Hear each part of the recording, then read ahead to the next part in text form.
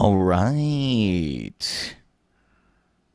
We have not done one of these in a while, but this one's going to be fun. Um, we're about to bring back on Eric J. Hecker, one of my favorite open loops guests ever. Yeah, I think this is going to be very fun actually because he was a favorite. He was a favorite on this show, and I've been very curious about what's happened to him since. Well, since we last connected in general. So I think you're going to enjoy this conversation. I really do. Um, yeah, this will be interesting. This will for sure be very interesting for people that um, aren't familiar with Eric. So yeah, I appreciate I see some people in the comments already. Yeah, this is gonna be great. Eric J. Hecker. I mean, if you haven't seen him talk and share this story before, um, uh, it's gonna be we're gonna pick up because he's talked to a lot of people since Michael Salla, Brad Olson, Stephen Greer. I mean, people that really know what's going on in Antarctica. So let me bring him on. Um, Here we go, Eric. Eric, welcome, welcome, welcome, my brother, as Omar might say. He's coming in a second. Um, yes. What is going on in Antarctica? What the heck is happening? We're going to find out. Eric, hello, sir. Oh, he's coming. He's coming. He's getting the volume ready. Oh, it's all good. I'll vamp. Oh, he has no audio? Can people can hear me though, right? Let me double check first. Zach, let me fix this. I wonder if this will fix things. Check, check, one, two, check. Can you? I can't hear him. This is. I was trying to censor the truth. Yeah, why can't I hear you, my friend? One sec. Bear with everybody. Oh wait, I thought I may have heard something. Anything? Anything? Brendan, you're not fat. It's the shirt. What's that? I heard something. Can you hear me? I can hear you now. Can you hear me?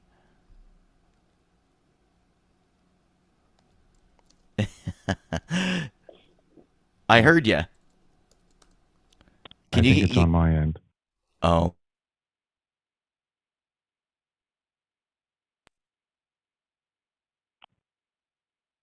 Yeah, you can hear me. I can't hear you. I think I have an audio issue.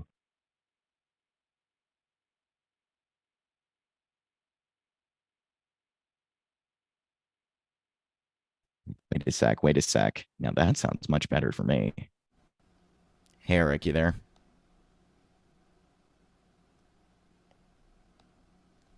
Anything? Anything? Oh man, you saw him. I know we have people out there that says they I'm can. going to have to shut this down and try to contact you back, Greg, and see what the error is on my part. I apologize. No worries, no worries. I'll vamp. Um,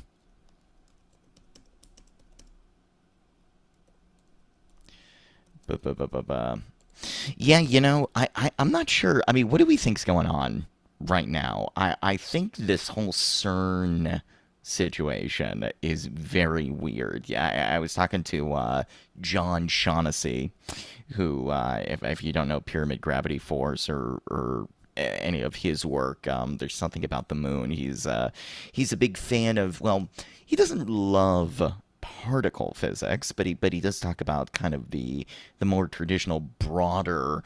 Um, he likes gravity over quantum physics, and I guess you could argue those are similar things. But yeah, John is into the traditional, the classical theoretical physics, and I was talking to him about CERN and what might be going on there because I think this John Shaughnessy guy is one of the smartest people I have ever spoken with.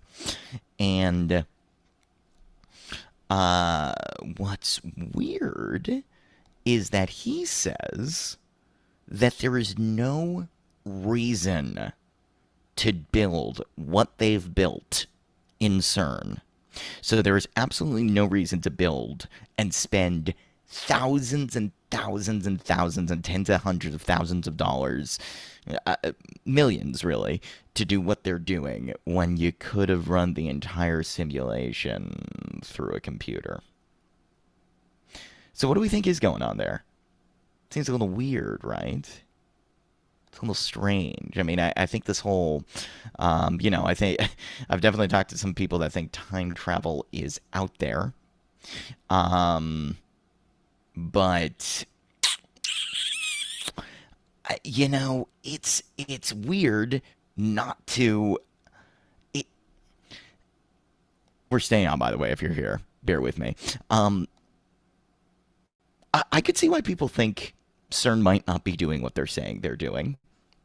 They revealed new forms of particles. I don't know if you saw that. There was a story that I believe they identified a new kind of matter that they never before revealed to the public before. Um, Look, again, it's like even I was watching Bill Maher last night, and he's someone that is one of the most skeptical of skeptics. He's saying, David Duchovny's on. He's saying, when Navy pilots are talking about UFOs, then there's something going on with that. So, I mean, it's in the consciousness. It continues to be in the consciousness. Um, I'm not sure what all of it means. I don't know necessarily how it it's just strange that it all coincides. Like the best of conspiracy theories though. Eric, how are you, brother? You there?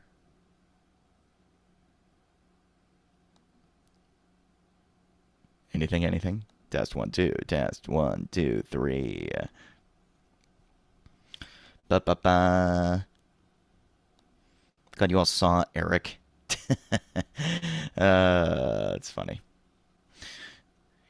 One of my favorite guests, Eric J. Hecker. I mean, this is a guy who was sent over to work in Antarctica and do some quote unquote contracting work, and then all of a sudden sees something that he wasn't supposed to see. People can't answer questions. Um, you know, we're talking neutrinos. We're talking directed energy weapons. Um, it's Antarctica's a weird place. You don't have a lot of people going there, right?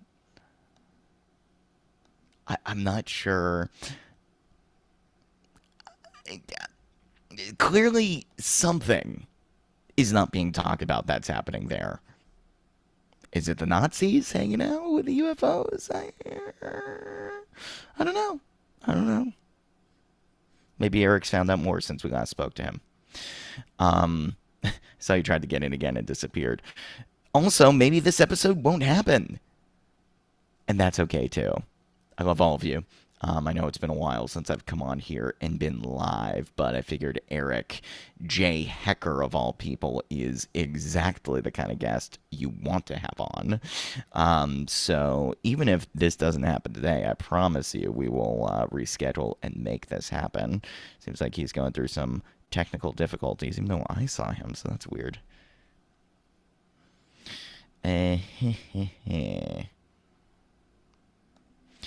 Yeah, yeah. Kinda strange what's going on here. What isn't, though? What isn't on this show? Alright, so it has been a couple months. since at least, we had that amazingly epic congressional session on UAPs. I don't know. For those of you out there following this issue, do you think anything exciting in the news? What's like been even the most exciting thing for you? Because I feel like it's kind of been a bit of a snooze fest. I mean, there are only so many times I can take Jeremy Corbell's beard. Um, my God, man, that's a guy I am okay with doing a mustache trim. Ay ay ay. What is? Ay. What? Who made Jeremy Corbell the dawn of the UFO community? Are people really? I appreciate that this guy's out there doing this, but you're not supposed to want. Look, you can be into the weird and the cool, but like, first of all, you take some tips from Mitch Horowitz first before you do that. I mean, I don't know what this is like. Dudes, I wanna this whole. I mean, the look. I've been to these events. I haven't been to a ton of conferences. I know, like, in-person conferences have started kicked back in, but like, I don't think people go to UFO conferences to be seen as the cool guy there. Maybe that's going to be a trendy thing. It happened in the magic scene. It happened in Conjuring. Literally, there are dudes out there. The guy Chris Ramsey comes to mind. I've met him. Very nice guy. Kind of comes from the Chris Angel school of like dudes that dress cool that do card tricks. Which when you put those words together, there isn't any coolness whatsoever. Um, it's just ridiculous. It's ridiculous. Um, yeah. So um, I'm not sure exactly what these guys are. I mean, maybe it's cool. Maybe that's what we need. Maybe we need some cool authorities in the UFO community to get through to people. Because clearly not much gets through to people these days, except TikTok influencers. But hey, I was very happy when I saw some of the younger people on TikTok showing clips from CIA's website of Project Stargate and going, "Hey, remember this was a real thing." Um, Actually, you know what? I don't know where Eric is. I'm vamping right now. But just talking to all of you. I was out the other day, and I met someone. I was talking to this person, and I said, oh yeah, I do this podcast. I interview alien people, blah blah blah. And there was skepticism. I won't say this person didn't. They entertained these things, but not like I do. But you know what? This woman, actually, she could not entertain. I found this very interesting. Hypnosis was where she drew the line. Hypnosis, using the power of your mind to change how you feel, your circumstances. I mean, look, you may think it's the placebo effect. You may think it's suggestion. I don't care what you think, but you cannot deny that there are people who have given birth without anesthetic or pain because of using the power of their mind. That was too much for this woman's reality tunnel. And then, but you talk to her a little more and she goes, well, of course, well, half this country is deluded because they think blah, blah, blah, blah, blah, and the election and blah, blah, blah, blah, blah, right. But so you're willing to accept that people are able to use their minds to, quote unquote, trick themselves into one narrative, but you can't accept that your own mind is capable of allowing you not to feel pain? That you can't have experiences that are outside your normal conscious reality? I mean, so much of the issues in this world are like, they talk about this in hypnosis, this notion that when it comes down to interpersonal change, like working with someone one-on-one, it's never the content that's going to get you the most change. It's dealing with them at a meta level because the content often comes from a belief system, which comes from an emotion, which comes from a way of being in the world. And then there's also like all these deleted things inside your map of the world that don't allow you to have the most choice in your experiences. That I will give credit to the founders of NLP and therapy, for giving people more flexibility, more choices. I feel like so much of my role is to open people up to more possibilities of thinking. If I can't hypnotize someone into believing hypnosis is real, how am I going to get you to even have any modicum of an interesting life beyond the parameters that you've set for yourself? Now, that doesn't mean closed minded people can't have interesting lives, but how many people that have firm black or white views of reality, this is this way, this is this way, it's right or wrong, how many people do you enjoy hanging out with? You like those people? Are those fun people to be with? I kind of have a barometer in life of the type of people that I want to have company. And I am very tired of people that live in a right or wrong paradigm. Well, all of this is right or this is wrong. It just does not lend itself towards, forget the political stuff. Forget all of it. It doesn't lend itself to just being alive with somebody else in the most fulfilling way. Now, someone might be like, well, Greg, that's so close-minded of you for being so open-minded. I mean, my gosh, you should be thinking in right or wrong. And I agree that there are dangers, right? Like there are things out there that are actually dangerous to be like, I'm so open minded that I'm not going to ever take medicine or give my kid medication. But to be able to question or to be open to something might exist outside of your belief system than what's already there. I think if the world did that, if we opened ourselves up a little more to the fact that we don't know everything, we'd be a lot happier. It's wild. Speaking of mind prison, I have no idea if Eric's coming on. I hope you're taking in this little rant of mine here. But yeah, it is amazing. The mind prison. I mean, I see people out there, and I see Denise in the audience. I see Aaron Moriarty, who's, his show about disclosure is amazing. And he's had Andy Bishago on, who is, at the very least, one of the most interesting people I've ever spoken to and smartest people. Like some of you are gonna, there's no way everybody who I'm speaking to right now is going to believe that somebody could have possibly been involved in time travel and teleportation. I believe he believes he is. And there's a lot of interesting stuff in that case. But but you can't just dismiss.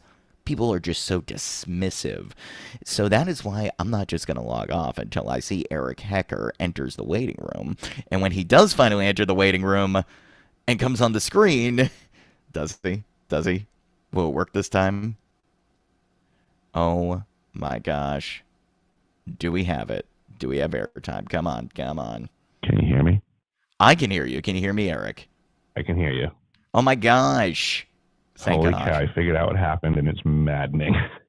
What happened? What happened exactly? Apparently, Spotify, which I don't use, automatically opened up on my computer and was in like the foot bar or whatever you want to call it, and had locked my audio into it. Oh my gosh. That's wild. Yeah, that's what was going on. Yeah. Well, I am glad you're here. Wait, where are you right now? Where in the world is Eric Hecker? I'm currently in Anchorage, Alaska, Spenard to be specific. Still in Alaska. I love it. I love it. Well, look, I am so glad. I'm so glad we bared. We didn't go off the air here. I was rambling for a little bit, but I apologize to the audience. No, it's totally fine. It's totally fine. I'm very excited to have you on. Today on Open Loops, we have Eric J. Hecker, a returning champion. Just because, you know what? So many people love the last conversation, Eric. Yeah, I've actually gotten a lot of great feedback from it, and I can see that people have been watching it a bunch. Yeah. What do you think? It's interesting, right? Because you didn't quite see the actual story, the actual you getting this contracting job to go to Antarctica. You didn't quite see anything supernatural. You didn't Oh well, actually. I did see a UFO over at the facility. You did. Okay, I wasn't Absolutely. aware. I wasn't aware of that, or at Yeah, least no that worries. that was part of that wasn't part of my And I don't conscious. remember every Under, conversation that I've had with everybody, so I don't recall, every detail that we've discussed previously. But in my tales, I have definitely seen what was presenting as a giant fireball. At the time, I thought it was a meteor, except that it didn't go down. It went straight across, is my recollection, and now it gives yeah, me consideration in the past. And then also, I mean, my brain at the time, I really thought like if I saw a UFO, that it'd be like a disc with spinning lights around it and little green men peeking out a window waving at me. So it's yeah. only since then that I've seen things like, lists of types of UFOs and illustrations thereof. And everything that I saw and described is exactly what is an item on the list. Very So it was like, interesting. yeah, so it's like one of these things, like lots of stuff, I think, like we learn things in our life in hindsight. At the time that we experience things firsthand, we don't necessarily know everything about the circumstances that we're in. But then later on in life, as you travel down the road further and you learn things, you can look back at the places you've been and have massive aha moments. Yeah. Well, I was gonna say, I mean, look, I find this interesting because what we were talking about last time was really just kind of the beginning of your journey in some ways of deciphering what actually you saw there and your entire life story. But Mm-hmm. it's been over 6 months. I mean, since we did our interview, probably in the winter is when we actually sat down and did an interview, and since then.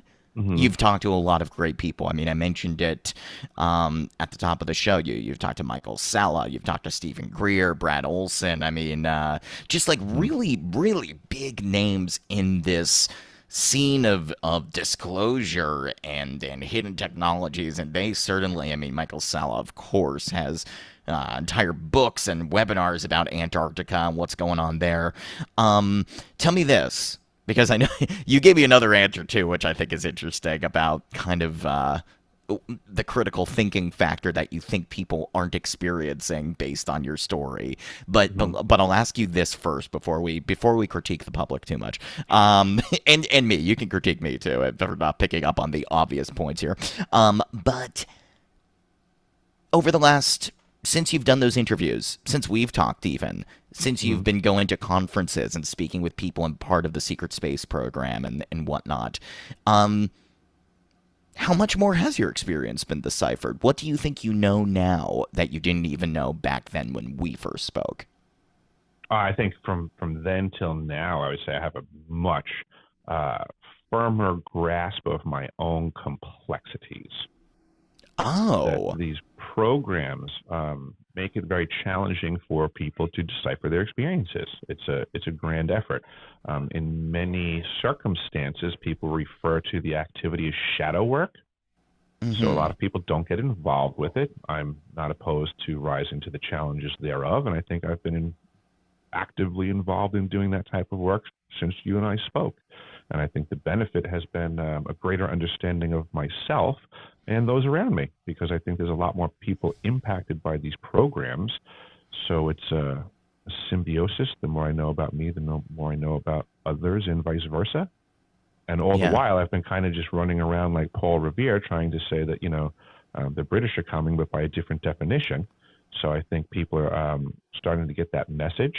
Like you mentioned, I'm talking to some of these folks that have been involved in disclosure for quite some time, and I think they're just catching what I'm saying first, because they have the depth of experience for the topics that I'm bringing up that are very peculiar. hmm. The stuff that I am bringing up is not standard, dinner time conversation talk, and people don't really know where to begin with it. I get that, but also from what I've been discussing with these fine researchers is that it's an act of repetition. You yourself are familiar with how the public functions with these media Mm-hmm. devices and things, and it's hard to get people's attention. It's hard to get them to really consider what you're saying. It's one thing to be able to get a line of communication with someone. It's a whole other thing to get a level of understanding. Yeah. And these are all challenges to disclosure and truth and helping we, the people, in this time period where there's obviously massive amounts of weapons of division being Mm. wielded in every direction. Yeah. Yeah. Well, I mean, and there, oh my gosh, so many questions about this. I mean, because it's interesting that I mean, Michael Salla as a great example, exopolitics guy, really, I mean, talk to some, even Stuart Swirlow, who you interviewed recently too. Oh no, I didn't. I didn't speak with him yet. Oh, you haven't spoken with. Oh, I thought you did. No, I just Okay. want to. Stuart, if you're out there, yeah, no. I mean, look, you've crossed paths with the Montauk people. You've crossed paths Mm-hmm. with, other secret space program people, in all different levels, all different aspects. Mm-hmm. But it's interesting that I find your experience particularly interesting because it touches a lot of them. Like, it's Mm-hmm. not just Stargate, it's not just Montauk, it's not just time travel and off-planet Mars stuff. It's also like Admiral Byrd. I mean, it's really crossed the gamut here. Um, and yet a lot of those guys haven't been to Antarctica. Brad Olson did, but Mm-hmm. you're like the one who is actually on site there. So have you found that what is the piece that you're giving some of these people? You are kind of dancing around the topic in a way of what I am trying to do. Like I see, like your formulated question, like what are you up to? And in a way, it is the Antarctic thing is kind of where I came on point from, Yeah. because the analogy that I like to use, it would be like Antarctica in a way is like my home. I've resided there, but yet I Hmm. see other people running around having grandiose conversations about my home that I know certainly sound ridiculous, but it's hard to explain to others with ease because they don't have the experience that I have. But I Yeah. could just only say, like, I think for you, Greg, it'd be very easy for you to understand, right? If somebody said that they were from the Bornstein home and they were running around the world describing everything about the Bornstein house, but it's not accurate. How do you Right. even begin to explain to the rest of the world that the other person's not accurate? All you can Right. really say is, I've been there and that person sounds like a fibber. Anything more than that, they're like, oh, you're just attacking. Oh, you just agree. So, all right, okay. Believe whoever you Right. want to believe. Right. So this is very interesting. So when you are talking to, and I'd have to go back and listen to some of these, because you've just done so many interviews, but. I'm curious, like when you hear someone be like, yeah, and also there's that area of Antarctica where the Nazis are still there. I mean, are you on the inside being like, okay, this is just, I can't even say anything. I Well, have to as well, when somebody presents it like that, where it's like, would you believe? Well, yeah, absolutely. I have no problem with the idea and people, postulating things. But when it comes to people that are saying like, I have secret agent X that won't identify himself, has zero pictures, has zero video, but he's here to tell us that there absolutely are Nazis building you up. Like, it's at some point, it's, when do we challenge people to prove something? Is this not journalism still? Well, I mean, In a way, like at some point you have to. yeah, We're trying. In a way, to me, it's getting the truth to the masses by some definition. yeah, And if everybody's saying that we're on the same page and we're all working together to get the truth to the masses, then I would say, where's the filter for the truth? Or are we just going to take everything that comes and hand it immediately to the public and say, oh, someone said it? right. Well, I mean, look, I don't What, know. I don't have the answers. Look, I'm gonna harp on Michael Salla for a second. Not that I appreciate that he's out there doing what he's doing, but one of my critiques of him from a journalistic perspective is that he will use channeled information as fact and mix that in with like testimonials like yours. And I'm going, I feel like that ruins your story when you're saying that, a French alien communicator has told you that we're off planet in Jupiter, and that's what Elon Musk was doing when he flew. I'm going like, okay, Michael, I love what you're doing for the movement, but what is this? I mean, yeah, what, and you've been to these conferences. Have you even been at these conventions and looked around at Mm-hmm. people and been like, yo, some of these people are out of their minds. They're spreading Well, complete falsehoods. well, I don't even think that it has to be an out of their mind thing. I think that the spreading of complete falsehood can be apparent. It has nothing to do with the lunacy at all. It has to do with the intention of whatever faction they represent. Do you believe? Yeah, well, that's the other question, of course. There's COINTELPRO, lest everybody forgets. It never went away. And The the idea that, disinfo. the NDAA Act was signed under the Obama administration, which now allows the federal government to do what was previously illegal, and that's subsidizing the news. So ever since that administration, guess what? Everything that you're seeing in the media seems to have the whiff of federal funding. It does kind of feel that way. Oh, well, what do you know? I mean, the last couple of years has been really interesting what's been going on in the news with all the federal agency spokesmen we've been hearing tell us what to do with our lives. All kinds of news about illnesses and things that we've been getting. Is it possible that was propaganda and an agenda being applied? Right, right, of course. Of course. Is that not a form of mind control Oh, it on a mass definitely is. level?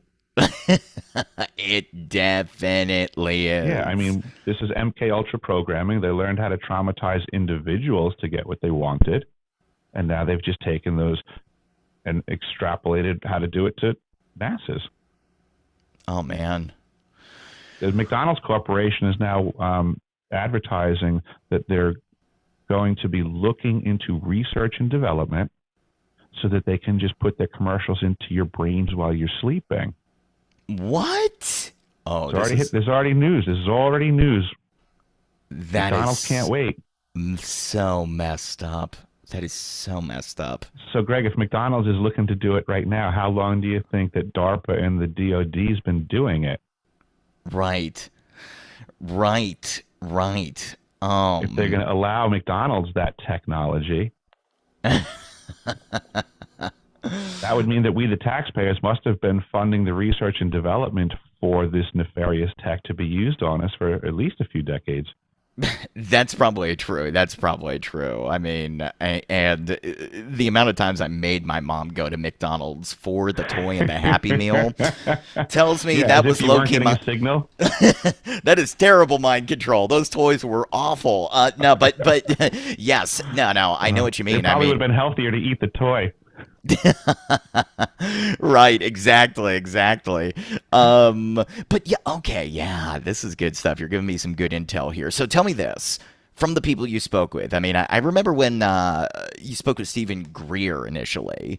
And for those that don't know who he is, I mean, come on, wake up here. We got Close Encounters of the Fifth Kind. This is a big deal, this guy. Though some people say he's opposed. Everybody, this is the problem with the industry. Okay, tell me this before I get into Stephen Greer. How do you know who is controlled opposition? Do you know? I have no Okay. idea. All I can do is engage and check. I'm totally keen with being on point. I know there's good folks out there, and I know there's bad folks out there, and the only way for me to apply discernment is to get in the mix and start throwing around. Yeah. Have you? I mean, you don't know. You don't need to reveal who it is, or if it's even any of the names I've mentioned. But is there anybody that you have an inkling that you're like, I talked about this, but this person's totally with a government agency? Oh, one of the interviews I did recently, it was a character. He is on YouTube, goes by UFO Man, and it was a total hatchet job. They tried to basically jump my crap right from the beginning. It was a total You con think? job. Wow. It was a debacle. We had a fight right before we went on air. We had a fight on air. We had a Oh my big gosh. fight off air. The guy still put it up on his YouTube channel, so I still shared it on my website, and everybody can take a look at it. Yeah, That sounds amazing. yeah. I gotta I watch went that. for the throat because they were trying to be some sort of Lou Elizondo fanboy agency shills, and I called them out for it. And yeah, the audience can do with it what they want. They made lots of claims about my disrespectfulness and so on and so forth. But in reality, you punch me in the face, I'll punch you right back. That's how life works. That's what I They love. gave it their best shot and lost. This is a New Yorker in Alaska, folks. I mean, this is like a true.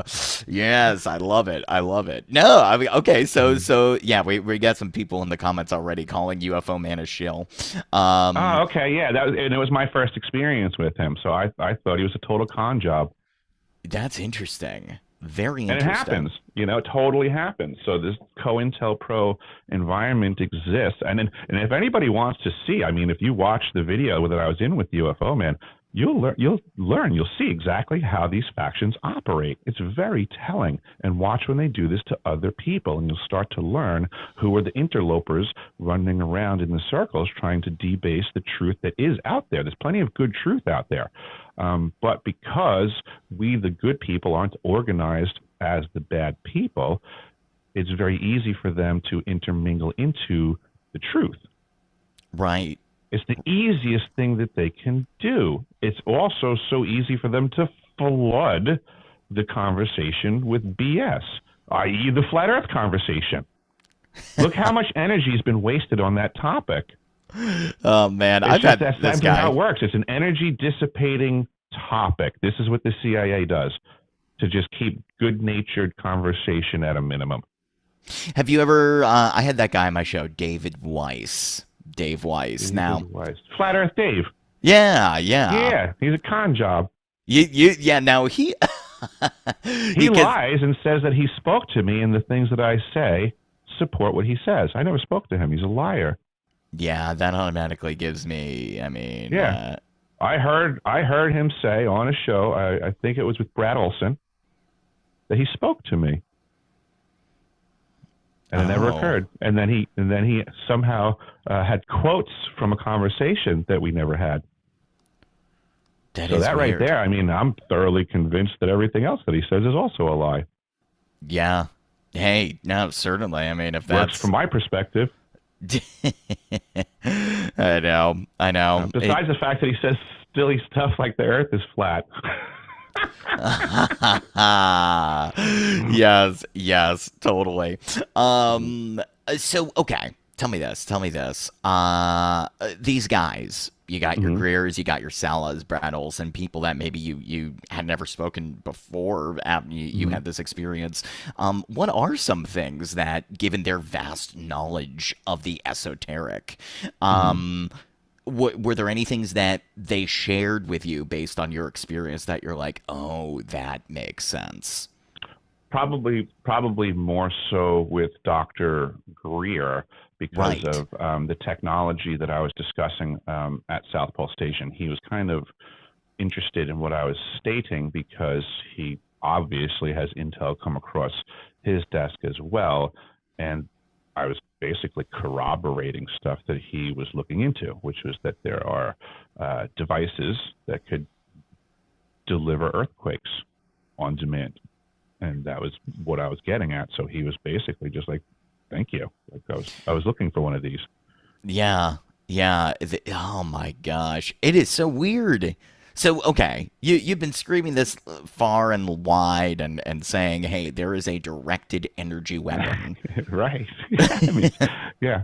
Dr. Greer understands that this thing can manufacture earthquakes. We did a show on it. It's, a threat that I'm trying to present to the world. Everybody says if somebody knew this was going on, somebody would say something. Yeah, well, here Right. I am. I've been saying it for 2 years. Some folks are paying close attention. But it seems like in the grand scheme of things, I get more of the riffraff coming out of the negative COINTELPRO factions, just trying to slow my roll and dissipate my energy, versus what I thought was going to happen 2 years ago was I was going to just simply show up out of the woodwork, drop down some documents on the table, say the world needs to know this, good luck, fight the good fight, and then I would go away. And I didn't think that I'd have to, do more than present the truth. And then I realized that, well, the forum that I think that I'm presenting the truth is completely controlled and manipulated by the forces that we're all working against. So it looks like a freedom of information superhighway, but it's apparently I'm learning is very much pay to play. Yeah. And I am not loaded, so I do the best that I can to communicate my information in as many directions as I can. But lo and behold, it's amazing that the information superhighway hasn't really taken off with this information. Do you, what about these movements? Do you have any hope for, there's that, what is that app called? Obviously there's Truth Social, but not even that. There are these kind of encrypted apps where people can communicate with each other. People have been talking about going off Facebook, going on Telegram, stuff like that. I mean, is there any way that the truth can rise up in other forms, or are they going to just are they already corrupted? I mean, what are your thoughts? My thoughts are wholly biased on this, but I would say genuinely good. I have thought about this before, and my answer to the question is Deciphering.tv, which is my website, because I saw the steam coming from the engines on this ship firing up years ago. We have already lost freedom of speech. That's what I just said. So now I started my own website. I remember, wasn't it down for a minute? I have issues. Things happen. Now it's back up. And I'm going to have other folks coming on, because now I effectively have a broadcast studio that can fire away 24 hours a day. I'm not going to fill airtime 24 hours a day, but I'm also not looking to censor the voices of other good-intentioned people that are trying to help the rest of us understand what the truth is without all of the censorship. So all I can do is lead by example. I'm sorry to let everybody else know out there that I also recommend you get a website as well, because that's the cost of the freedom of your speech right now. I hate to say it, but we already lost the freedom part. It's pay to play now. Oh my gosh. That's crazy. And who gets this money if we have to pay for freedom? I mean, great question. And then if we follow the money, we should be able to get to the root of the problem at some point. Oh my gosh. Yeah. Right? 'Cause what happens when people try to speak elsewhere otherwise? They just get other people that have invested in the media to then interpret what your voice was that you spoke freely with. And then they'll tell the whole world, oh, you know what Greg said? And you're like, no, that's not what I said. But what are you going to do? Stand on the corner screaming, that's not what I said for the rest of your life, as they reinterpret because they had the money to distribute what they said you said was? Oh, crap. We're doomed. Right. And by the way, lest anybody think that there's some, this guy's saying, oh, documentation. What documentation? If you go to deciphering.tv/archives, you'll see. I mean, you've put some documentation. Now, is there anything here about that? I mean, there's nothing specifically about that, the neutrinos or that energy weapon, are there? Or? Oh, absolutely. If you look, it says DOM document, and that's my proof right there, that this detector also transmits. So that's it. Like that's the keystone that something nefarious is going on, and should start the conversation as to what level of nefarious. But I don't have all of the answers. I'm just letting people know that the door is open now, that we know there are certain things that can be done, and we need to investigate other possibilities as well. The earthquake capacity was what I was discussing specifically at the time with Dr. Greer, and people need to really take a moment and pause and understand At the very least, there's one device that we know of now that has the ability to deliver an earthquake. Think about what that does for a nation and phone calls. You know, Greg, you're the leader of one nation and you don't have this device. I'm the leader of a nation with this device, and we're in contract negotiations for something. And you're trying to lean on me. And I just call you up and I go, man, you know what, Greg? You're being really thick-headed. Take a look to your left and watch that building fall. Oh, you still want to keep negotiating? Wow. And any of these technologies that they don't discuss publicly, whether through corporations, military-industrial complex, politics, anything that they don't discuss or let us know exists isn't regulated. They can do whatever they want with it then. Yeah. Yeah. And think of the power that is and all of the stuff that it affords to the people that have this knowledge and this power. And people oftentimes wonder, like, well, if they had this stuff, you know, they would put it to market and they would be rich by putting it to market. Man, they're rich by not putting it to market. That's a great point. That is a very good point. Right? Yeah. You know, anti-grav's been around since the 1930s, and everybody's like, well, why don't we have anti-grav? Because why would they give it to you? Right? Like, what? You got to be kidding me. Yeah. Oh my gosh. Wait, who's holding on to anti-gravity right now? The elites? Oh, there's tons and tons and tons. Not us. It's like George Carlin said back in the day. It's a big, giant club, and you're not in it. Yes, exactly. You know, we the people keep thinking like there's one faction holding us down, and in reality, there's a war of factions operating at our demise, and they just don't care. Like, we're just chattel in the arrangement.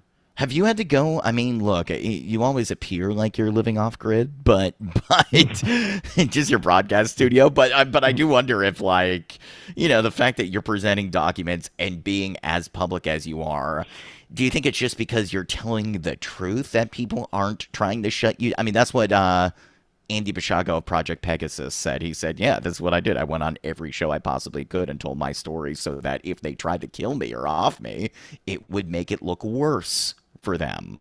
I can totally follow the logic. I think there is something to be said for that. But I'm going to take it 1,000 steps forward. F them. That's a program. This whole idea of being afraid that, oh, you could get killed. Screw that. That's a control mechanism. If every single one of us rose up and spoke our truth every single day against the face of tyranny and evil, they'd be gone tomorrow.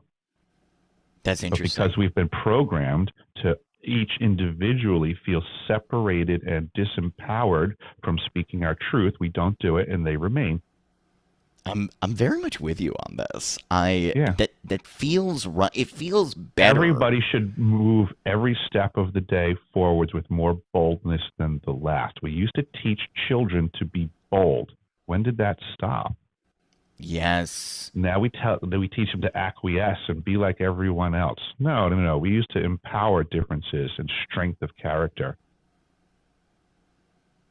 I'm totally with you. I wonder, you know, do you then think that, and I know it's not, nothing's, if there's anything I've learned on this show since I've started, it's that there's nothing fully black or white or all the way evil. Sometimes there are exceptions to the rule. But here's what I will ask you.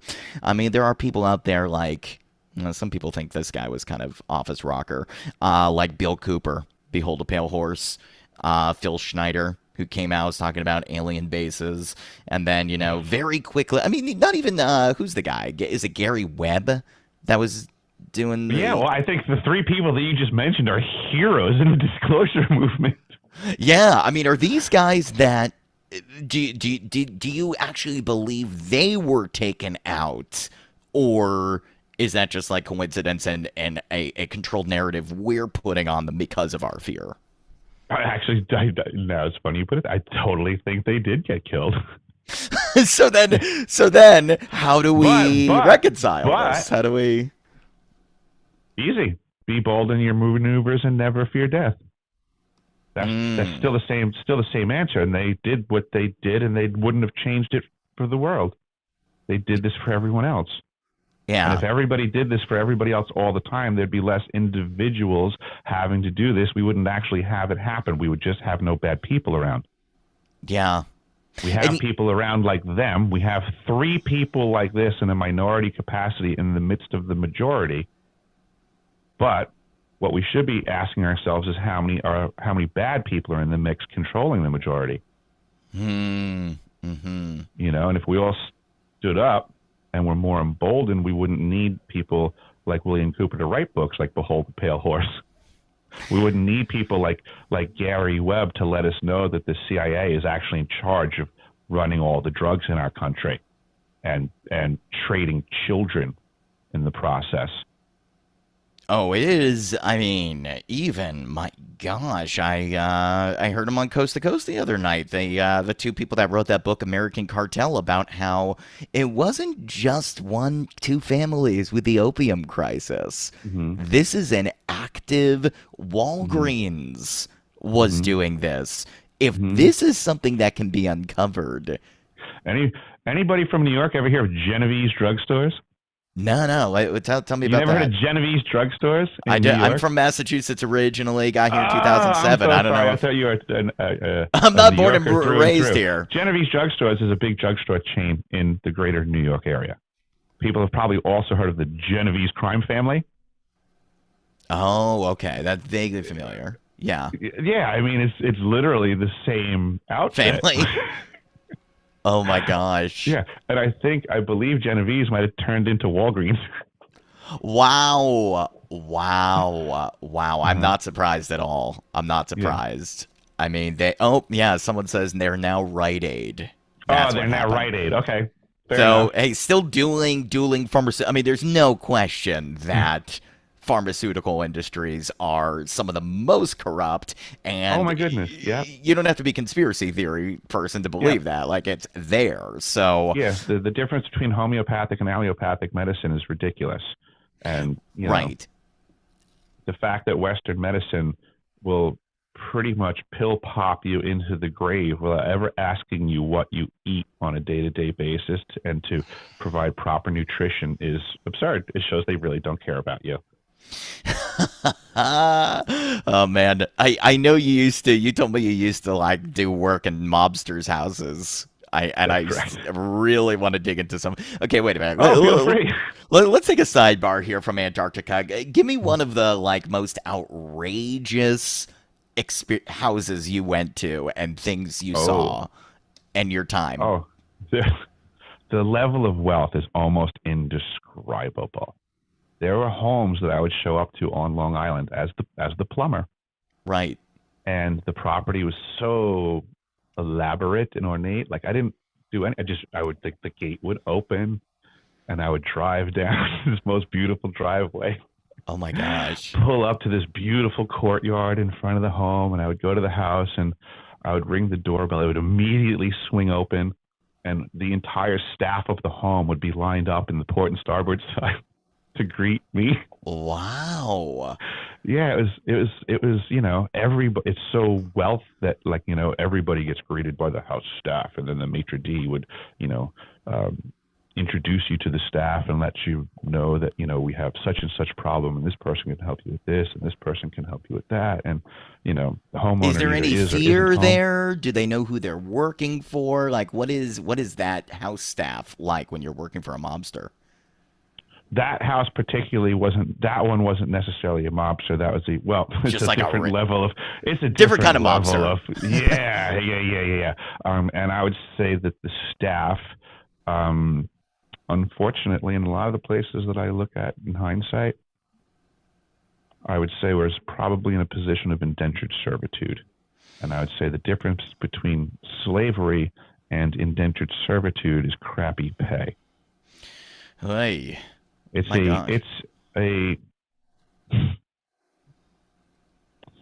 a sad legal precedent, right? What's a slave, Greg? What's an employee? Oh gosh. I mean, very similar these days, but So from a rich person's perspective, can they not still afford slaves? You used to just pay for a slave up front and you had a slave. Well, now we abolished that. Now you have to keep paying them once you get them, apparently. Oh my gosh. So that must be much better off for these workers. I mean, how do you? I also wonder how you get to like. You would think that if you were at a criminal's house, that Mm. there'd be some perks to that choice rather than just like a true Wall Street a-hole. You mean as the plumber? Or I just mean as like a servant at a mobster house. Like there are certain things you got to keep They have secret. better quarters. Certain, They have better food. yeah, They get the amenities of the property to right. some extent. I would actually And think if you're Wall Street, you're probably going to treat your people far worse in a way. Maybe not. The physical environment is plenty. The energy of it's horrible for them. They're sacrificing themselves for the money to send somewhere else. It's a conscious decision that they've made. And I would say I witnessed that environment. But it's unfortunate that these exchanges exist because I simply look at it as wealthy people enslaving people still, Yeah. just at a different rate that they can still totally afford. So in reality, like everything else in the world, slavery is illegal for poor people. Just like drugs were illegal for poor people. Speeding's illegal for poor people. Everything's Right. illegal for poor people because rich people can afford the penalties and they just get into politics and they legislate things that way. Now I got to ask you this. I mean, who do you think who's buried more bodies? The people that have access to directed energy weapons or a New York City mobster? I would say the directed energy weapons folks, if we're going to ask this question specifically, because those people, their agenda is against a larger volume of people to begin with. They're Yeah. literally trying to impact masses, whereas the mafia is trying to be a bit more subtle. They're Right. never intending to harm people. They're intending to just do business. Having to harm people is actually counterproductive to good business. They would rather things just go smoothly. I can almost hear a mobster, say, hey, if you just do what we say, everything will be all right. And they Right. they would prefer that, right? Whereas the folks that are wielding these directed energy weapons are actually looking to start trouble. Yeah. I've heard the earthquake weapon, or at least Nikola Tesla perfected one. Is that similar technology? Is there a Tesla connection to this, you Absolutely. think? I think it's all these technological things pretty much go back to Tesla. The device at the South Pole Station appears to be a Tesla tech type item, just on a grandiose level, and absolutely blasted the snots out of Christchurch. That was when it was firing up. Oh man. When we went from construction to operations and maintenance was when they were basically dialing this thing in, and that's what took out Christchurch. They got whacked to snots. Wow. I'm kind of intrigued by the idea that, well, I don't know. I mean, maybe you haven't gone public with this, but at this point, surely there has to have been another contractor that saw something too that might come forward. That's the whole point of what I'm saying and why I came out of the woodworks is that because now the government's never going to tell the truth. Right? We got Lou Elizondo, Christopher Mellon, everybody in the world that used to be paid to lie to the people is now claiming they're retired and telling the truth. You've got to be kidding me. This is what people are listening to and taking as the new truth. It's totally ridiculous. So we just need to, get the people that have actually been in these programs, because the only thing the government did was leave the doors open.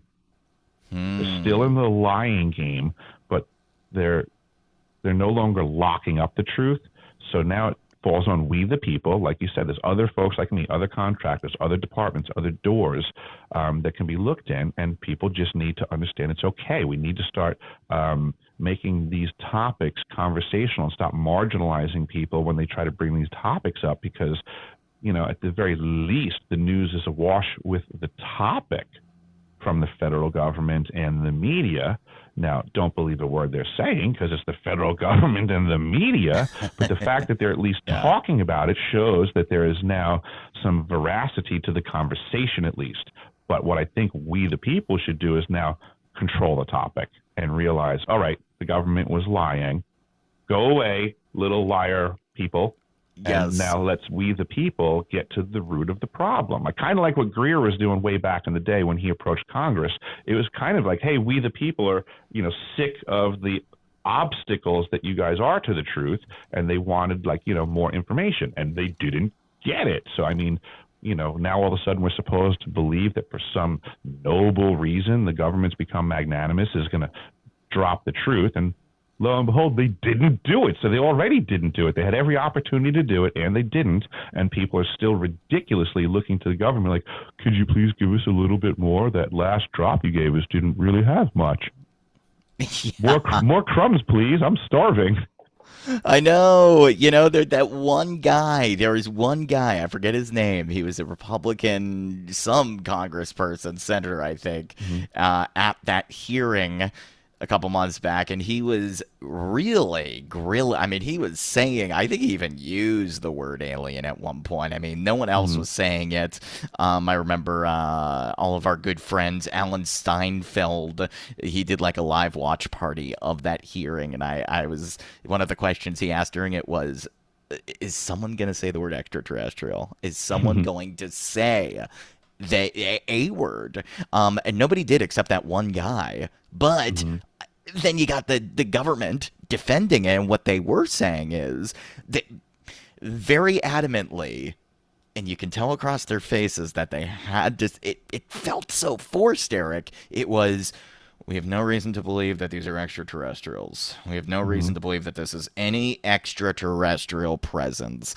And I'm going, but how can you Avi Loeb?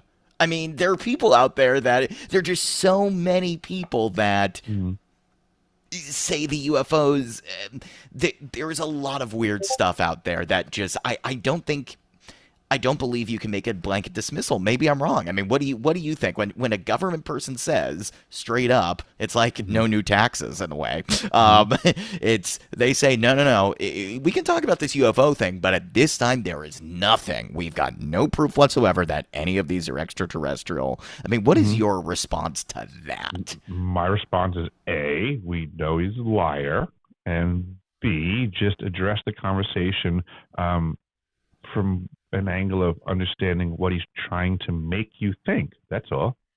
Yeah. He's a programmer. He is speaking in programming. So just try to ascertain what the program is that he's putting at you. And the program is, there are no such thing as, we have no idea. Like, it's BS. Yeah.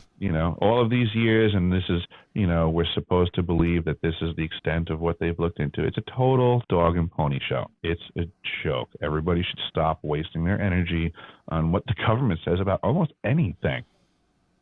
Yeah. Lest we forget that, like, we the people are actually in charge of our lives, and the only thing the government is supposed to do is the tasking that we allotted to them that we didn't feel like doing during our day-to-day lives. That's not a leadership role. It's a subservient position. We need to stop looking to them for anything. It's a very They should just do their jobs, and they should be invisible in our lives effectively. They should be too busy at task. If they're not too busy at task, then they're civil servants that are wasting your money. Right. Well, that is, there are a lot of contradictions. There's way too much input in our lives day to day from folks that we're told are the government and or our leaders. Boy, it's fun when the civil servants steal our hard-earned taxpayer dollars and then invest it in them trying to make it sound like they're in charge of us. Yeah. These are civil servant roles. They work for us. Nancy Pelosi works for us. Joe Biden works for us. We shouldn't be hearing so much from them. They should be too busy working. All these politicians, they get way too much time on camera. They're not working. My gosh. I mean, I'm thinking if Nancy Pelosi knew who was looking over that energy weapon in Antarctica, I mean, will we even have these semiconductor issues? Is there a technology that is just this whole supply chain thing seems irrelevant in context of what technology they're hiding from us? Well, it's par for the course in the chess game of life right now. Is that it's manufactured supply chain issues. There's no supply chain issues. There's no lack of resources on this planet. There's no lack of abundance. This is look around the cosmos. This is the most abundant thing that we can see. We have everything that we could possibly imagine at our feet, but it's just mismanaged to the benefit of the people managing us. We need to become very unmanageable very fast. That's the answer. Yeah, yeah. So when is it a win for us? Great question. Because well, That's this what is I've been asking this question lately a lot because this is the confusion of the battle that we're in. Is A, our enemy doesn't let us know that we're in battle, so we don't even know how to define what a win is, and we also don't know where the front line is. If Sun Tzu was alive today, he would look at us and he would say that you are under attack by the greatest enemy ever. But I don't know who it is. yeah, I know, Eric. I mean, there's just been well, I want to call Which up is the greatest. It's the greatest way to fight. We don't even know. Yeah, what is a win right now? Where's the front line? Who's our enemy? But we are certainly not being left alone. We're being attacked by stuff. It's just by definitions that we, the people, haven't had yet, and the military-industrial complex is not going to fill us in on, as they're actively in the throes of war with each other all over the face of this earth for the resources that they want to sell to us. Right. I mean, it's If McDonald's happened to have the technology to make you want an Egg McMuffin every time you woke up, do you think they're really going to put it to market for everybody else to have it, or do you think they're just going to sell some Egg McMuffins? And then if it turns out Burger King's espionage spy team, because lest we think that just nations do this stuff, there's corporations with bigger budgets than some small countries. So corporations also get into spying and digging in. And if all of a sudden Burger King finds out, hey, McDonald's is pumping dreams into people's heads, you think they're not going to work on it? You think there's not other factions doing this stuff for other reasons that are a little bit more important than Egg McMuffins? yeah. I mean, the technology does exist. It's been Right. around for decades. Well, I was going to say, I mean, somebody that I wanted to follow up on from, and this is on the Open Loops YouTube channel, this woman named, I don't know if you've ever connected with her, Rachel Lee. Do you know Rachel Lee at all? It sounds familiar, but I've known Maybe. quite a few folks on Facebook, and She really resonated with the first interview, and she said that you were the I don't even know what that word is. Neodymium. neodymium's a magnet. You were the magnet that caught her attention. What did she say? She said that they've been beaming on the USA solid for at least the last 4 years. She's only felt it in 2020. Major headaches at the back of her head. The soft spot at the base of her skull feels like brain swelling.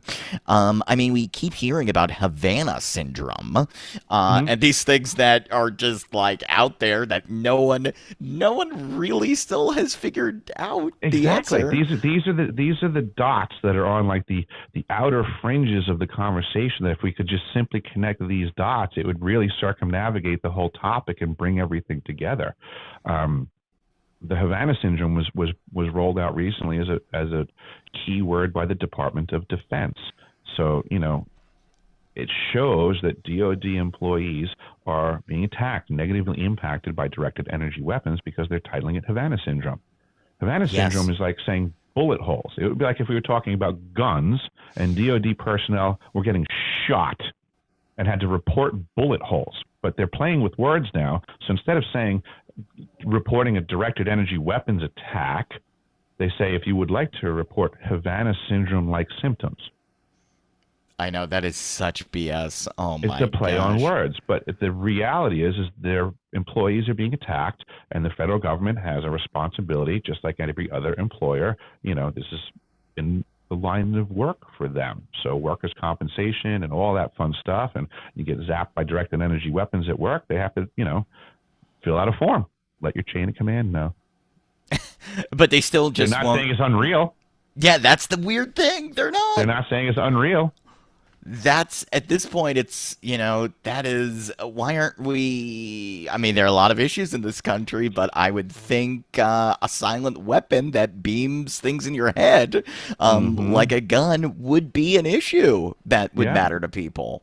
yeah. V2K and the ability to put a voice. Let's say, as an example, to you, Greg Bornstein. If I could listen to your thoughts for a little bit, and then I can get a bead on how you think, and I could get a recording of your voice, I could actually go to a keyboard and just start typing anything I want to show up in your head in your voice.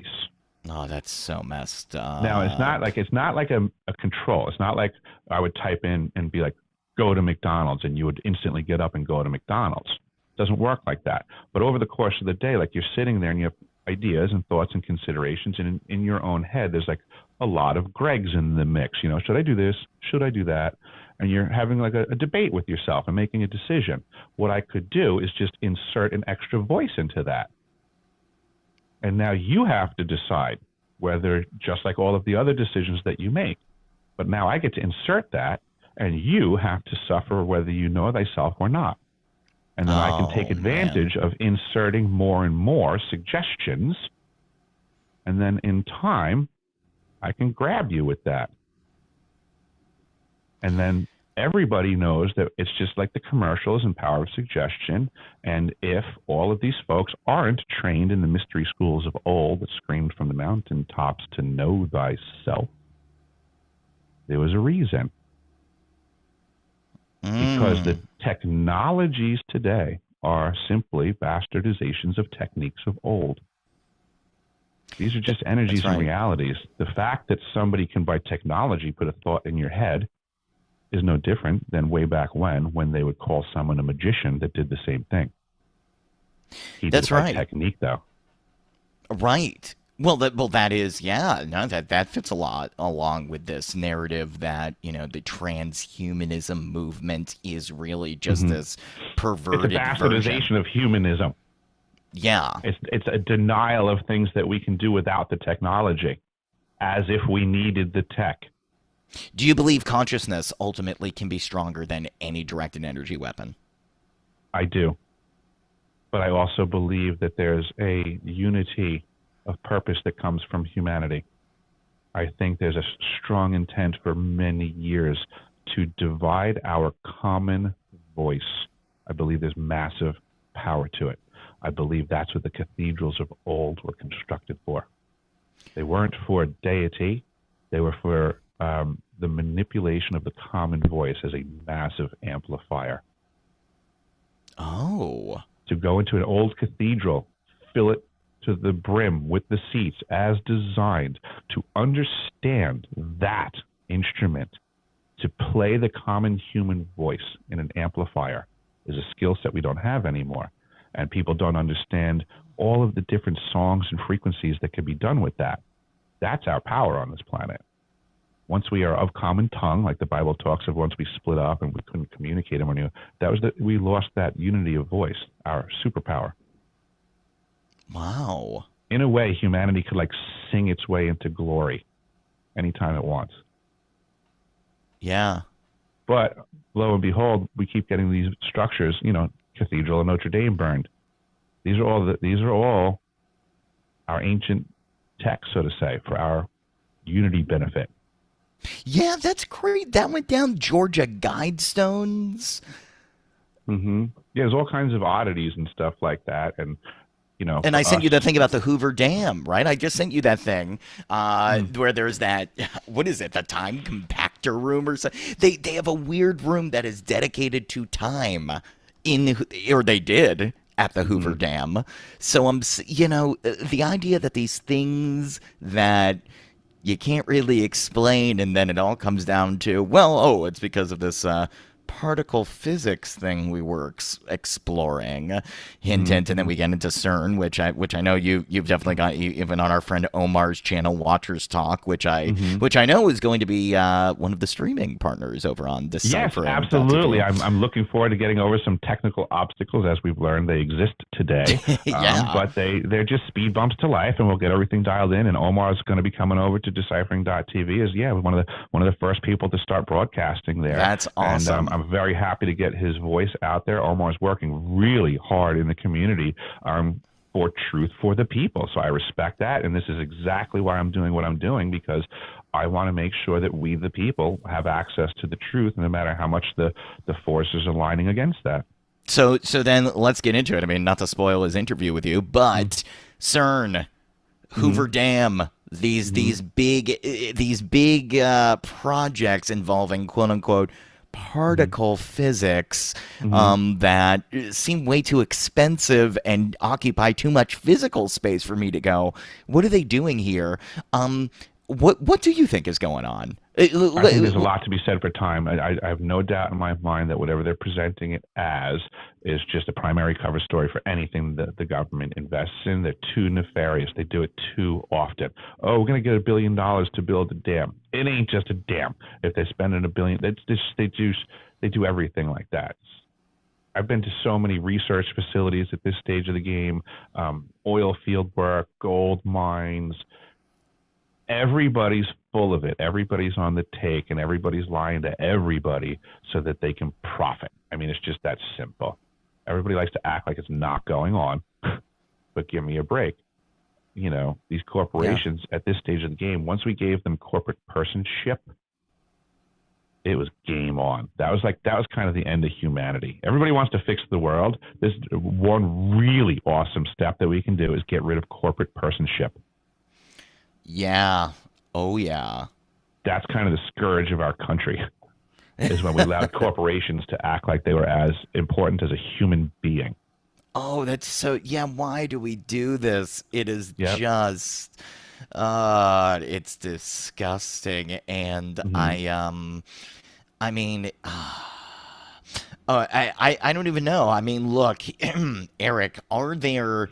I know this gets very philosophical, but and maybe it doesn't. But if we can't trust the government, if we can't Hmm. trust the corporations, if we can't trust the big powers, how can the truth and the people come forward without needing to form some kind of entity that could be one day construed as another government or corporation?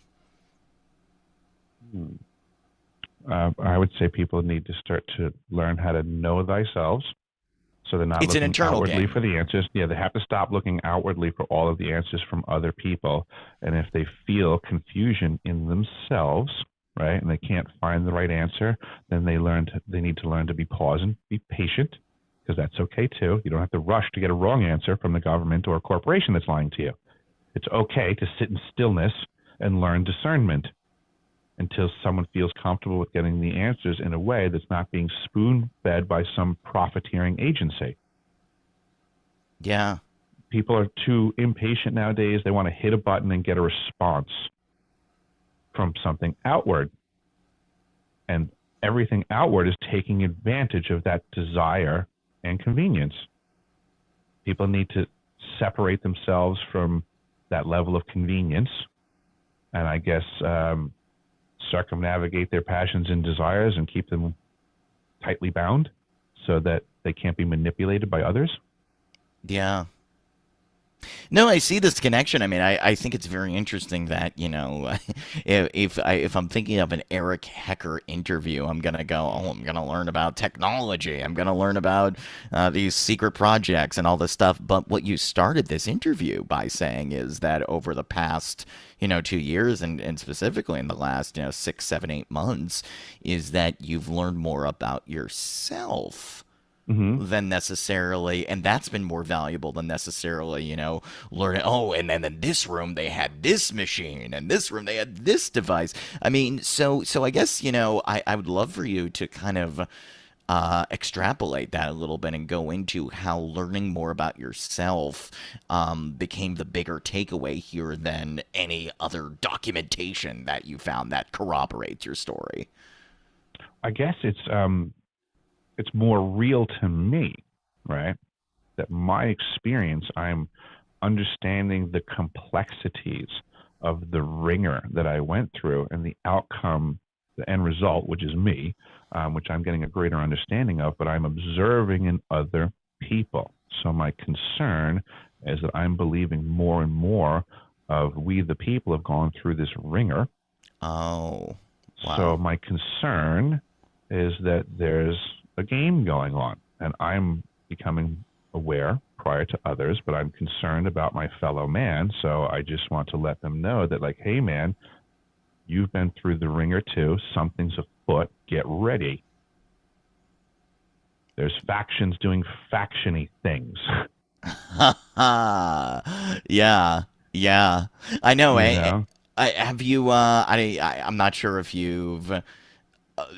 Do you? Because you were talking about remembering being in school and Mm-hmm. LSD eye drops Mm-hmm. and stuff. I mean, has more stuff Mm-hmm. come back to you from your childhood Oh since? yeah, tons of stuff in regards to like the minor details. I mean, the story is pretty much the same with me in that capacity, but I'm getting just more.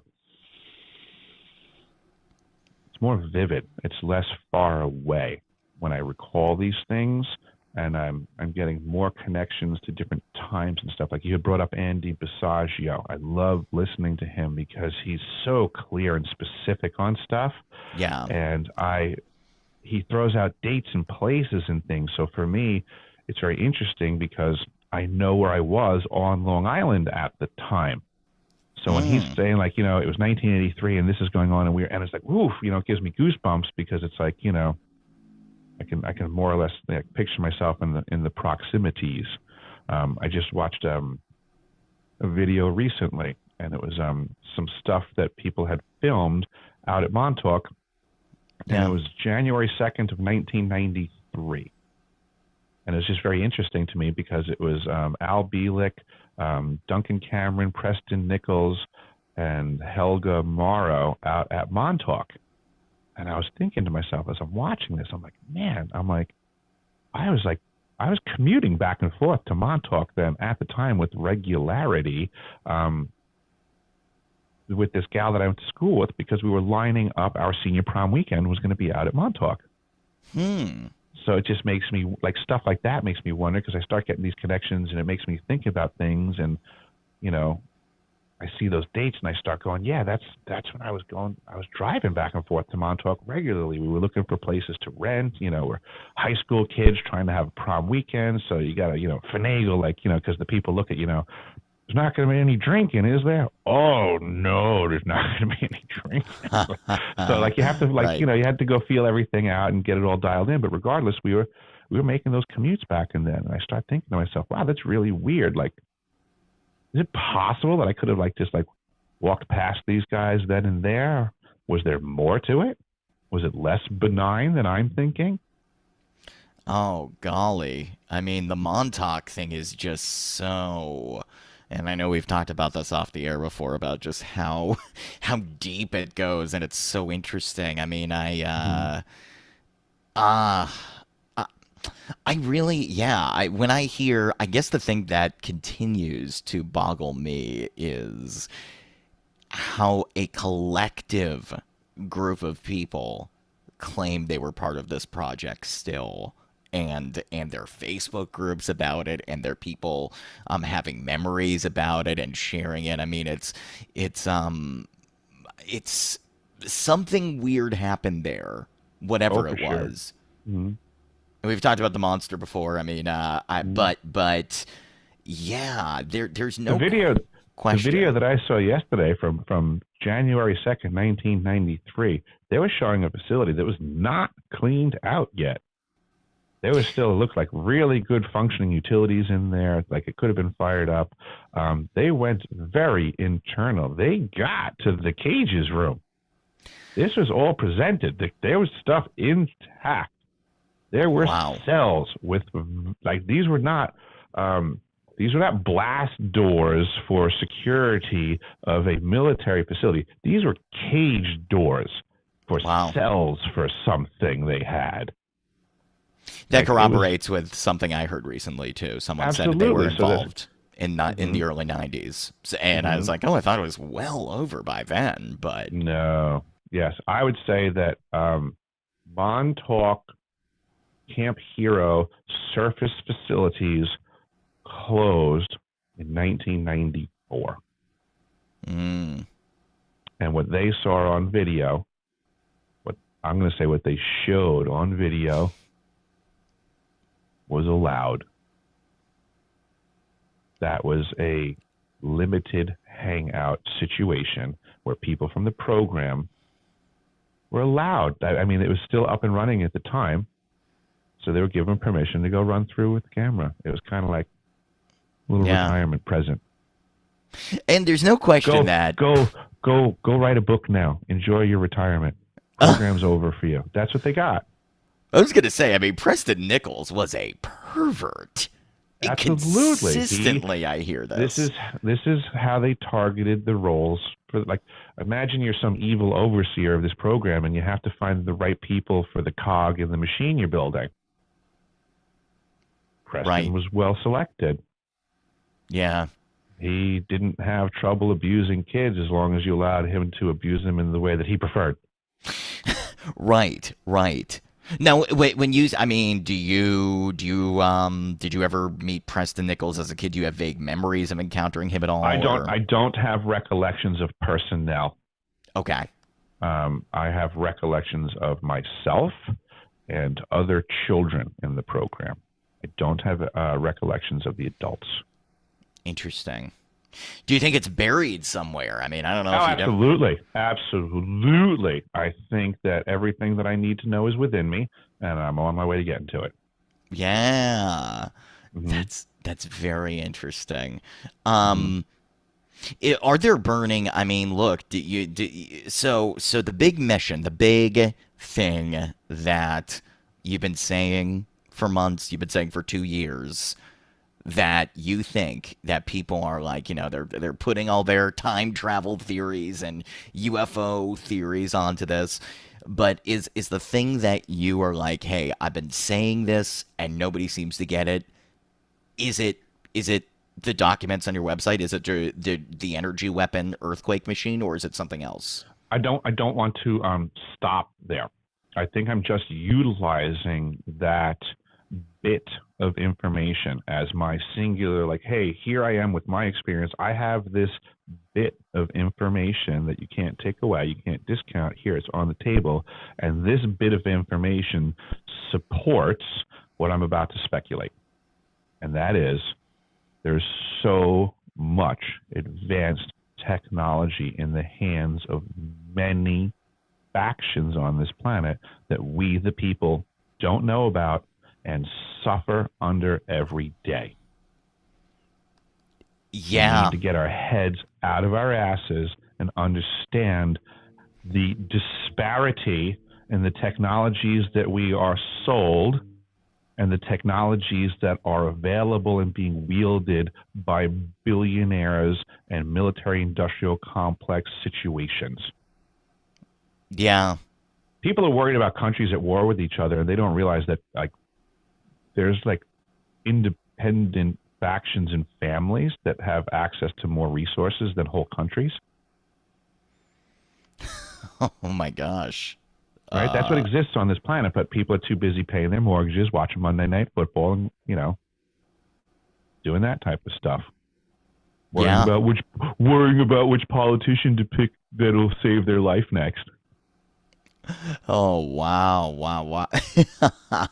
I know. If So, only if only I had voted correctly, my life would be perfect. I guess I'll just get a second job now since things didn't work out so well. oh man. Right, right, Yeah. right, right, right. And this is how they traumatize the population.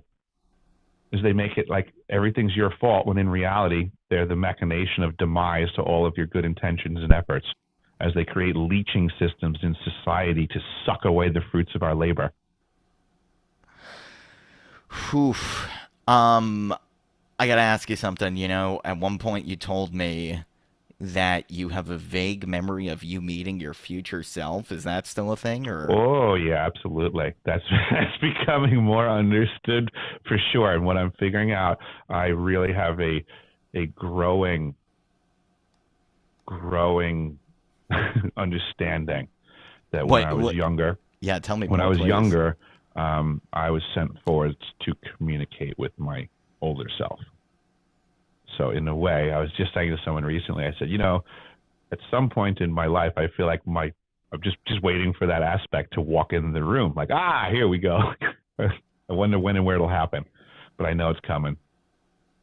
Wait a minute. Why? Now, what is you? What is the context for you communicating with your future self? I mean, was it through a computer? Did you actually remember speaking to a figure that was you? I mean, I don't have the recollection so much as the understanding, and the idea being is that imagine these programs back in the day, the remote viewing, so on and so forth, time travel, what Andy was talking about. They're always looking for confirmations on things. It's one thing to do something, but unless you can confirm, then they don't have accuracy. It's like shooting at a target blind. You need to check your fire. You need to know, was I close to the bullseye, or how do I make a correction? So this is what was going on with time travel and the such, and remote viewing. All these things needed confirmations.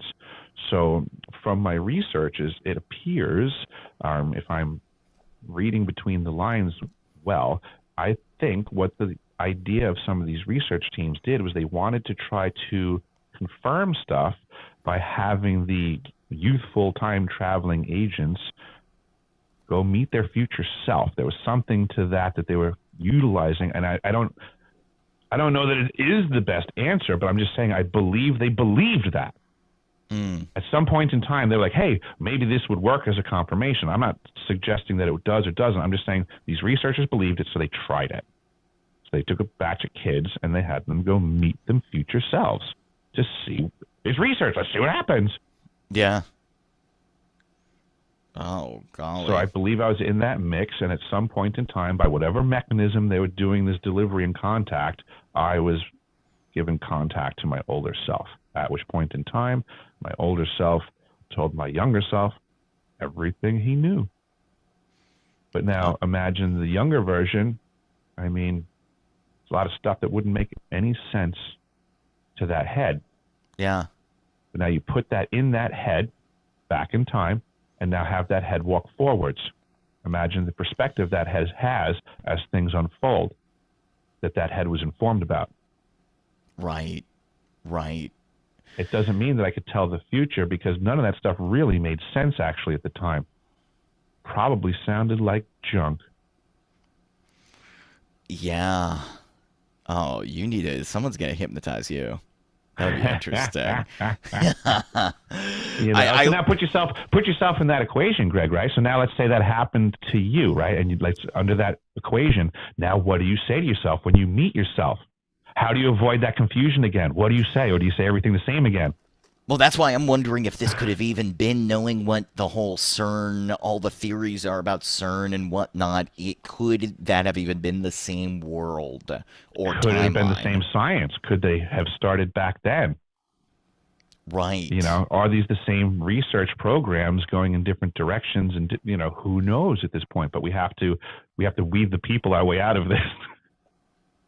Right. You also told me that you once did plumbing at the Anderson Institute, like Peter Moon's David Anderson, the guy who Oh, I did. There was a yes. There's a on Veterans Highway on Long Island. There's the Hop Hog Industrial Park, and the Anderson Institute was in there for a period that I was functionally plumbing that area. I didn't know it at the time that I was there that the Anderson Institute was present. mhm. I found that out afterwards, but a lot of the facilities that I worked at, I just showed up and I made the repair. I knew the places were weird lots of times, but it's not like I knew everything about every place that I went. But I will tell you that the Hop Hog Industrial Park on Long Island was one of the shadier facilities that I ever worked at. The Oh. trunk line, so Reuters, the info stream, the the news Yeah. outlet like Reuters, AP. So Reuters, their main information trunk line from like over in Europe comes in like right to Hop Hog. Like that's it. It doesn't turn off. It never gets shut off. It was like I had to do a repair there one time, and it was pandemonium, the amount of people that got involved because I didn't realize the facility that I was in. And I was like, all right, we're going to need to just, take these. It was a big computer server room, massive towers Right. and towers of computer servers, right? Processing and moving info. And there was a waste line that was blocked up in the ceiling. So my due process normally is like, hey, we have to get all the stuff out from underneath that could be damaged. We're going to have to shut this down and move this stuff. And they were flipping out like, no, absolutely not. This stuff doesn't shut down. This stuff doesn't move. This will always be on. You will figure something else out. And I was like, okay, 10-4. Oh gosh. Yeah. Uh, That's what I learned, that I was in the Reuters main hub server room for the US. what? Why is this big news outlet connected to a hub for time travel experimentation? Yeah, right next door apparently. Right? The same industrial park. Huh. This is all kinds of weird. Okay, tell me this. Do you believe there's a place right now in the U.S. that someone could go where they would feel? I mean, I'm sure Montauk. I know Montauk still. People claim the vortex is still there, but what's an area you're like, oh yeah, there's some shady time travel stuff going on. Check it out. I would say there's a fistful of places on Long Island just right off the bat. Also, I would say Los Angeles by the airport, Sepulveda Boulevard, I think is an interesting place because I I found myself there one day unbeknownst, and I thought it was the weirdest thing because I had heard of it before as a jump gate location. Wow. And I didn't really know where it was. But it was like one of those things, like it's a detail. I always think of the movie Forrest Gump, like it's funny the things you remember. It's a line in Forrest Gump, right? Yes. And I Yes. agree with that. It's really funny the things that we remember and hold on to. So I had this recollection in my head that there was a jump gate on Sepulveda Boulevard somewhere in California. And at the time I was traveling. I was with a friend of mine. We had a layover in LA. And we're like, hey, let's go for a stroll, go find a dispensary, have some fun. Hey, we're on vacation. Yeehaw, right? And Yeah. we're walking along, and all of a sudden I look up at the sign, and it says Sepulveda Boulevard.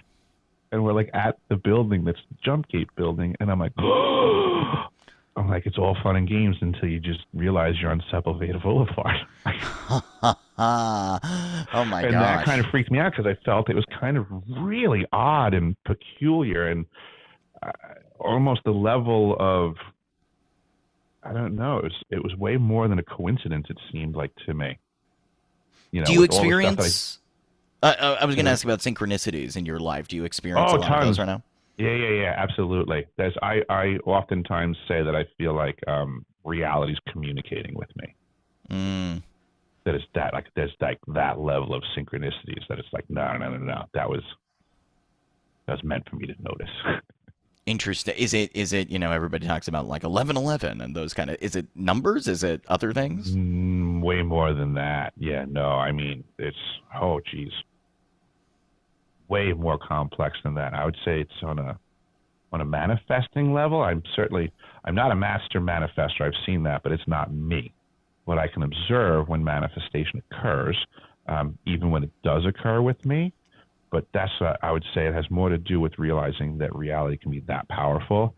And if you pay enough attention, you can be really pleasantly surprised what reality can present you. Yeah.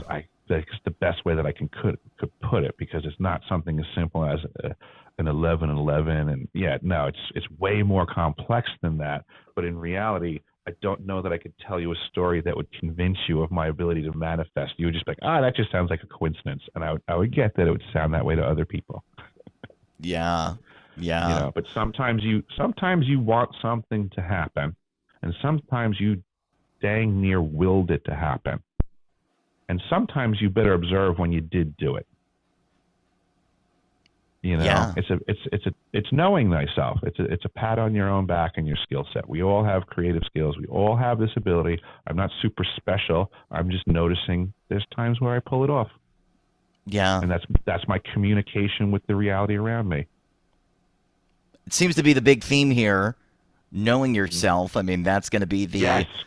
that's going to be the way we Hmm. combat this technology Yes. that is actively going against us. I mean, is that I just thought of a great exercise I think that we can do, right?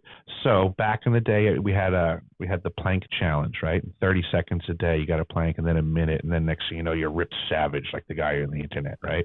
right? But Right. what we could potentially do is as an exercise, if people just, add to your meditations, um, can you find thoughts in your head that you think might not be your own?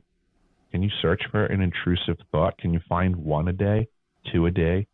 Thoughts that you say, this thought doesn't serve me so well. It may not be mine. Mm, that's really good. That's really good. I yeah, that now that's synchronicity because I've been studying a lot about beliefs right now and the way they're Mm-hmm. formed and where they come from and what it takes Right. for Right. the I mean it's a big concept in the world of Mm-hmm. hypnotherapy and neurolinguistic program, the idea of your map of reality and how you Mm-hmm. create Mm-hmm. your behaviors based on a map of reality that you currently Mm-hmm. have and the limiting beliefs you have. So I Right. mean If it turns out that I'm right, people need to be really concerned. If it turns out that somebody could just simply add a thought into your head for your consideration, that's a very powerful tool. And if we're not aware and we don't know thyself, we're going to suffer under this technology. We're going to suffer the intentions of other people in our own decisions, our really personal internal decisions. That's a powerful technology. yeah. Okay, you know what? Before we end, I want to Mm-hmm. ask you this. Is the fact that you're doing this then kind of a fluke? Like, if this has been all pre-programmed from the beginning, if you were supposed to go to Antarctica, Mm-hmm. what are there forces that guided you to break free of a narrative besides accidentally opening up a door one day and being like, "Oh, wasn't supposed to see that." I mean, was that a free will? Was that what do you think are the larger forces at play that are guiding this mission at Deciphering.tv? Greg, from the best I can tell from my perspective so far, the high five goes to my younger self and my older self. And I'm just a passenger on the road they built. Wow. Yeah, because you could have just kept going through the. I mean, if you're telling me there was some MK Ultra involvement, if there was, you just are a contractor, a slave, as we were saying earlier, to some big corporate entity early on. I mean, you may have just gone on and been like, okay, had a good year, and now I'm back to doing this job, and maybe you maybe would have been a secret space program soldier at night. I mean, that's how a lot of people seem to be experiencing this stuff. But instead, you're not doing that. You're broadcasting, and you're going to be broadcasting more. And as I said, we're going to link to that. Everybody check out deciphering.tv. Really good stuff there. But yeah, I mean, do you feel somewhat at peace that you set yourself up to be able to bring this to the public? I'm very happy with how things are moving forwards, um, but I wouldn't say that I'm at peace yet because Mm, there's there's so much to be a lot of done. there's a lot there's yeah, exactly, there's a lot of work to be done. But what I would say is that one of the greatest things that I took away from my experience at the South Pole Station, wintering at the South Pole, being there for a year, was we learned through direct firsthand experience to learn to be extremely comfortable in extremely uncomfortable circumstances. It's a skill set that I have that's almost beyond compare. I do a lot of remote work. I live in what the job recruiters refer to as austere conditions. That means good effing luck. Right. So this mission, so to say, now of moving forwards and fighting this fight and Deciphering.tv, I'm just in it to win it. We the people, and freedom are the goal. And the more I learn, the more I see that we can get united and we can do this. So it's just a matter of getting everybody going in the right direction, finding out where that front line is, Yes. finding out what a win is, defining what a win is, because we won't even admit we're losing right now. Yeah. I'd love to have a long conversation with you about what is a win. That's a great question. What's the goal for humanity right now? What do we say is a win? And that way, good, we can stop wasting our resources to get to the win at that point and relax. But what's a win? I know. And through all this, all I can think is how much I want a McFlurry. I mean, what? Whatever. It's fine. I'll break through it. All right. Eric J. Hecker of Deciphering.tv. Hey, this has been great. I always love having you on. I can't wait to find out where we are when you discover even more. And even though we're not sure what a win is, thank you for fighting the fight to even get to that point. I'm grateful for all you do, Eric, and so grateful that you came on again. Thank you so much for having me, Greg. I appreciate it. Absolutely.